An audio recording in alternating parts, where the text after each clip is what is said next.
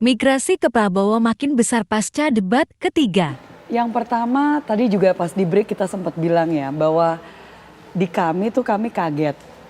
Kaget karena rupanya reaksi publik sedemikian rupa. Saya waktu di nobar, istilahnya kita kalau misalkan di antara tim sendiri, ya kita bisa mungkin sedikit mengantisipasi. Wah ini pas di bagian yang ini kita marah, yang pas di bagian ini kita kecewa, kita kaget. Tapi bahwa reaksi publik, jujur itu kan sampai malam ya debat ya. Di pagi hari itu pertama kali saya ketemu dengan teman saya untuk kita persiapan ke titik gitu ya, ke dapil. Dia tuh sampai bilang ini baru pertama kali saya nonton debat, dia bilang. Sebelumnya yang dua yang lain dia hanya nontonnya itu setelah pasca. Jadi melihatnya hanya bagian klip-klipnya. Dia bilang baru pertama kali nonton dan itu dia bilang dia teriak-teriak sendiri. Dia merasa kayak mau udah ngelempar air, udah mau ngelempar sepatu katanya.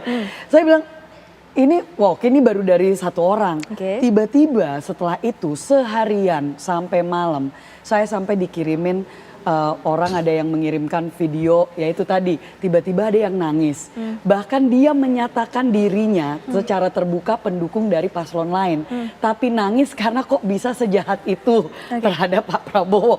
Itu kita mendapatkan itu secara organik yang saya tidak melihat itu tidak bisa, kita nggak mungkin ya sebanyak itu menggerakkan istilahnya dari orang kita sendiri, nggak mungkin gitu loh. Kalau dari reaksi kita ya marah mungkin, tapi bahwa sedih sampai sebegitunya tuh itu baru sekarang gitu. Jadi ini hal yang fenomena, bisa dikatakan fenomena karena nggak disetting dan saya rasa sampai ada yang menyatakan yang tadinya mendukung ke satu pihak gitu ya.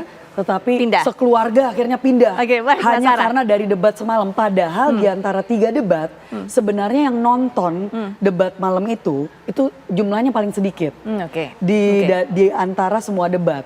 Tapi reaksinya yang kita dapatkan itu luar biasa, sangat masif luar biasa.